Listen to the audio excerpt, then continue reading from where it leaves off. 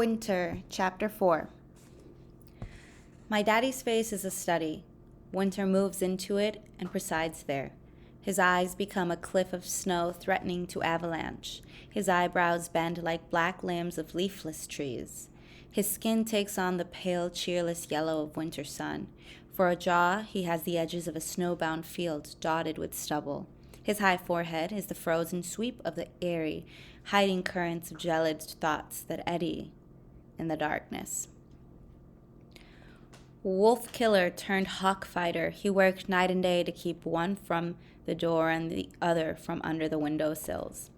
A volcan guarding the flames, he gives us instructions about which doors to keep closed or open for proper distribution of heat, lays kindling by, discusses qualities of coal, and teaches us how to rake, feed, and bank the fire. And he will not unrazor his lips until spring. Winter tightened our heads with a band of cold and melted our eyes. We put pepper in the feet of our stockings, Vaseline on our faces, and stared through the dark icebox mornings at 4 stewed prunes, slippery lumps of oatmeal, and cocoa with a roof of skin. But mostly we waited for spring, when there could be gardens. By the time this winter had stiffened itself into a hateful knot that nothing could loosen, something did loosen it. Or rather, someone. A someone who splintered the knot into silver threads that tangled us, netted us, made us long for the dull chafe of the previous boredom. The disruptor of the seasons was a new girl in school named Maureen Peel. A high yellow dream child with long brown hair braided into 2-inch ropes that hung down her back. She was rich, at least by our standards, as rich as the richest of the white girls, swaddled in comfort and care.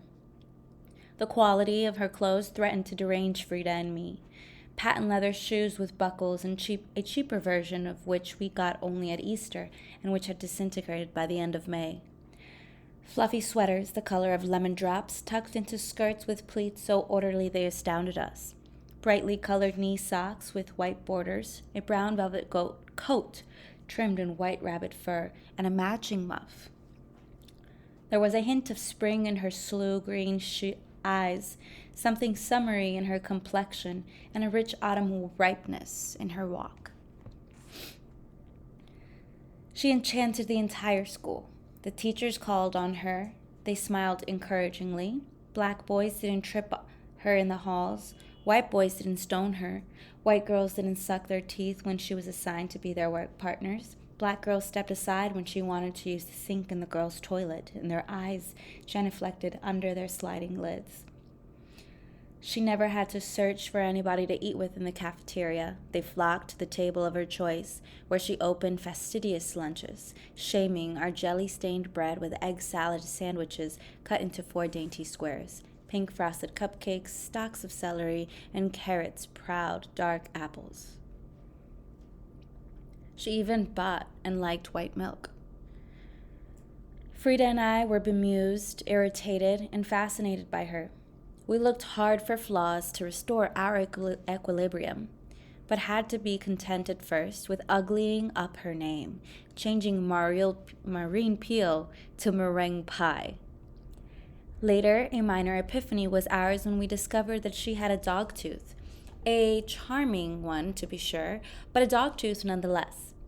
And when we found out that she had been born with 6 fingers on each hand and that there was a little bump where each extra one had been removed, we smiled. They were small triumphs, but we took what we could get, snickering behind her back and calling her 6-finger dog tooth meringue pie. But we had to do it alone, for none of the other girls would cooperate with our hostility. They adored her. When she was assigned a locker next to mine, I could indulge my jealousy 4 times a day. My sister and I both suspected that we were secretly prepared to be her friend if she would let us, but I knew it would be a dangerous friendship.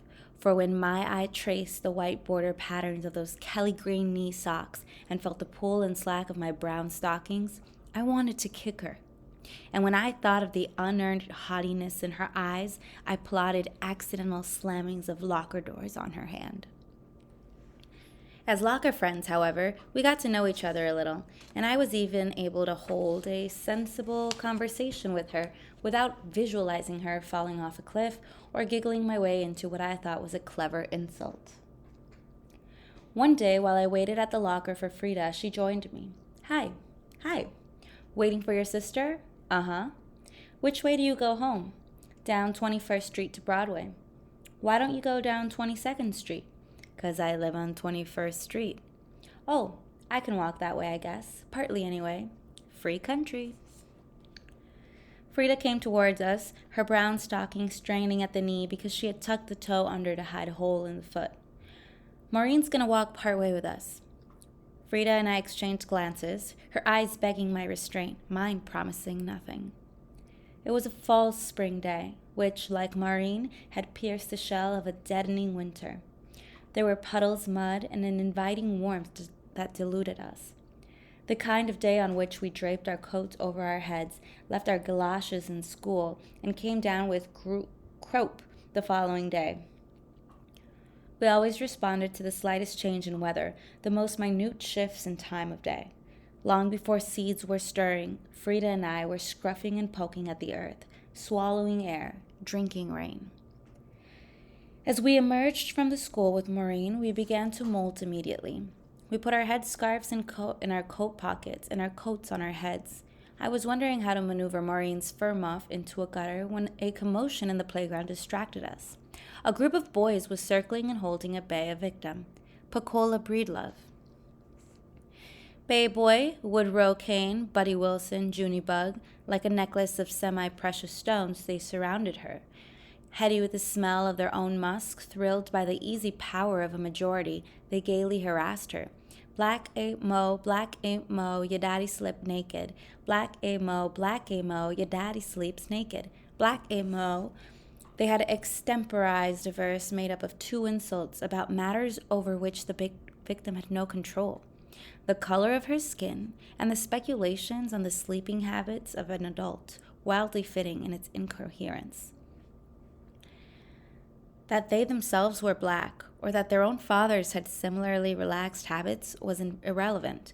It was their contempt for their own blackness that gave the first insult its teeth. They seemed to have taken all of their smoothly cultivated ignorance, their exquisitely learned self-hatred, their elaborately designed hopelessness, and sucked it all up into a fiery corn of scorn that had burned for ages in the hollows of their minds, cooled, and spilled over lips of outrage, consuming whatever was in its path. They danced a macabre ballet around the victim, whom, for their own sake, they were prepared to sacrifice to the flaming pit. Black emo, your daddy sleeps naked. Sta ta ta ta ta ta ta ta ta. Pecola edged around the circle, crying. She had dropped her notebook and covered her eyes with her hands. We watched, afraid they might notice us and turn their energies our way. Then Frida, with set lips and Mama's eyes, snatched her coat from her head and threw it on the ground. She ran towards them and brought her books down on Woodrow Kane's head. The circle broke. Woodrow Kane grabbed his head. Hey, girl, you cut that out, you hear?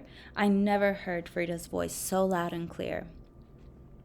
Maybe because Frida was taller than he was, maybe because he saw her eyes, maybe because he had lost interest in the game, or maybe because he had a crush on Frida. In any case, Woodrow looked frightened just long enough to give her more courage. Leave her alone, or I'm going to tell everybody what you did. Woodrow did not answer. He just walled his eyes. Bay Boy piped up. Go on, gal, ain't nobody bothering you. You shut up, bullet head. I had found my tongue. Who are you calling bullet head? I'm calling you bullet head. Frida took Pecola's hand. Come on. You want a fat lip, Bay Boy? Drew back at his fist and at me. Yeah, give me one of yours. You gon' get one. Maureen appeared at my elbow, and the boys seemed reluctant to continue under her springtime eyes so wide with interest. They buckled in confusion, not willing to beat up three girls under her watchful gaze. So they listened to a budding male instinct that told them to pretend we were unworthy of their attention. Come on, man. Yeah, come on. We ain't got time to fool with them. Grumbling a few disinterested epithets, they moved away. I picked up Piccola's notebook and Frida's coat, and the four of us left the playground. Old bullethead, he's always picking on girls. Frida agreed with me. Miss Forrester said he was incorrigible. Really? I didn't know what that meant, but it had enough of a doom sound in it to be true of bad boy. Bay boy. While Frida and I clucked on about the near fight, Maureen, suddenly animated, put her velvet-sleeved arm through Piccola's and began to behave as though they were the closest of friends. I just moved here. My name is Maureen Peel. What's yours? Piccola. Piccola? Wasn't that the name of the girl in Imitation of Life? I don't know. What is that? The picture show, you know, where this mulatto girl hates her mother because she is black and ugly, but then cries at the funeral. It was real sad. Everybody cries in it. Claudette Colbert, too. Oh, Piccola's voice was no more than a sigh. Anyway, her name was Piccola, too. She was so pretty. When it comes back, I'm going to go see it again. My mother has seen it 4 times. Frida and I walked behind them, surprised at Maureen's friendliness to Piccola, but pleased. Maybe she wasn't so bad after all. Frida had put her coat back on her head, and the two of us, so draped, trotted along enjoying the warm breeze in Frida's heroics. You're in my gym class, aren't you? Maureen asked Piccola. Yes.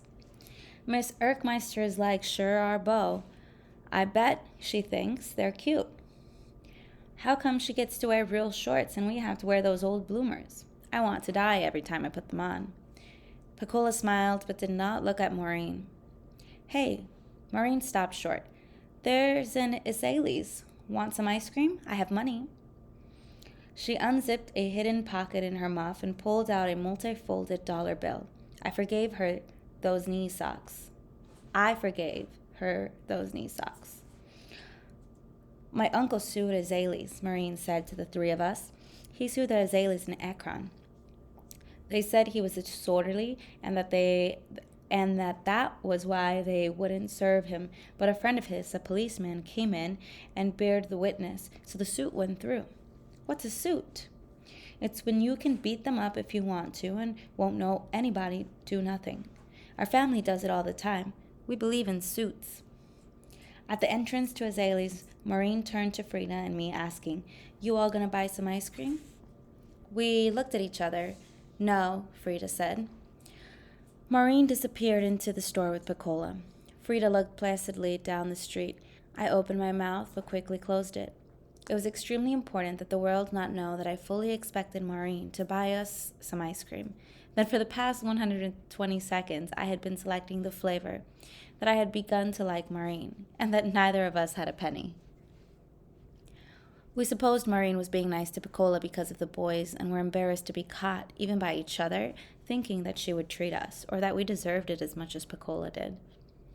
The girls came out, Piccola with 2 dips of orange pineapple, Maureen with black raspberry. You should have got some, she said. They had all the kinds. Don't eat down to the tip of the cone, she advised Piccola. Why? Because there's a fly in there. How do you know?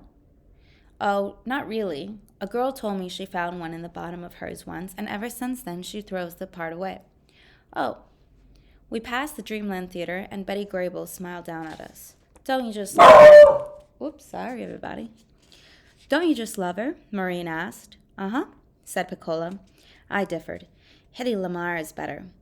Maureen agreed. Oh, yes, my mother told me that a girl named Audrey, she went to the beauty parlor where we lived before and asked the lady to fix her hair like Hedy Lamarr's.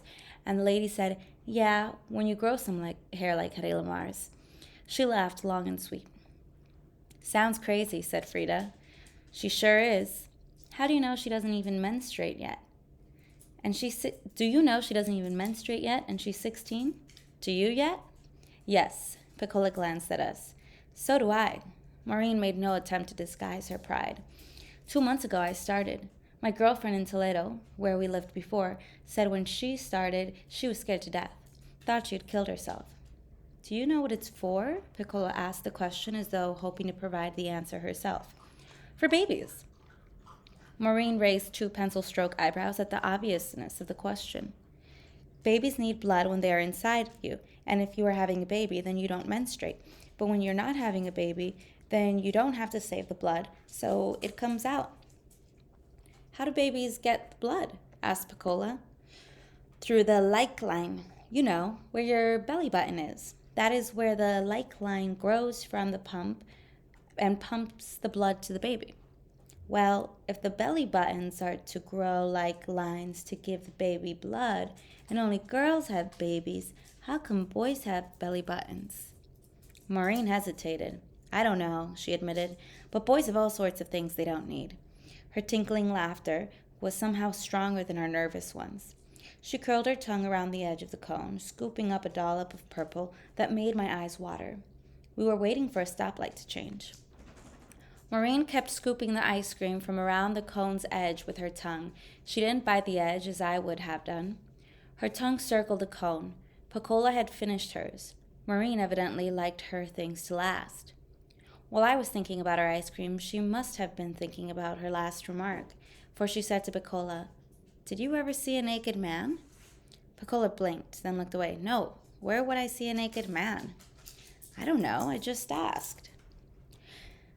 "I wouldn't even look at him, even if I did see him. That's dirty. Who wants to see a naked man?" Piccola was agitated. Nobody's father would be naked in front of his own daughter, not unless he was dirty too. "I didn't say father. I just said a naked man." "Well, how come you said father?" Maureen wanted to know. Who else would she know? Dogtooth? I was glad to have a chance to show anger. Not only because of the ice cream, but because we had seen our own father naked and didn't care to be reminded of it and feel the shame brought by the absence of shame. He had been walking down the hall from the bathroom into his bedroom and past the open door of our room. We had laid there wide open. He stopped and looked in, trying to see in the dark room whether we were really asleep, or was it his imagination that opened eyes were looking at him. Apparently he convinced himself that we were sleeping. He moved away, confident that his little girls would not lie open-eyed like that, staring. When he had moved on, the dark took only him away, not his nakedness. That stayed in the room with us, friendly-like. "I'm not talking to you," said Maureen. "Besides, I don't care if she sees her father naked. She can look at him all day if she wants to. Who cares?" "You do," said Frida. "That's all you talk about." "It is not. It is so. Boys, babies, and somebody's naked daddy. You must be boy crazy. You better be quiet. Who's going to make me?" Frida put her hand on her hip and jutted her face toward Maureen. You already made.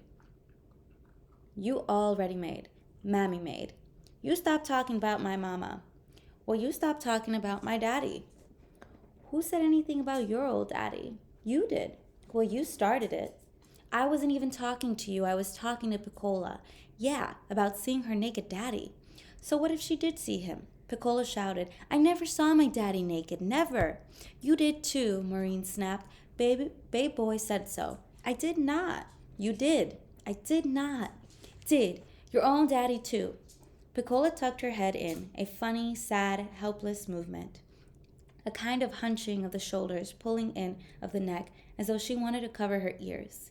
"You stop talking about her daddy," I said. "What do I care about her old black daddy?" asked Maureen. "Black? Who are you calling black?" "You. You think you're so cute." I swung at her and missed, hitting Piccola in the face. Furious at my clumsiness, I threw my notebook at her, but it caught at her in the small of her velvet back, for she had turned away and was flying across the street against traffic. Safe on the other side, she screamed at us. "I am cute, and you ugly. Black and ugly, black ain't most. I am cute." She ran down the street, the green knee socks making her legs look like wild dandelion stems that had somehow lost their heads.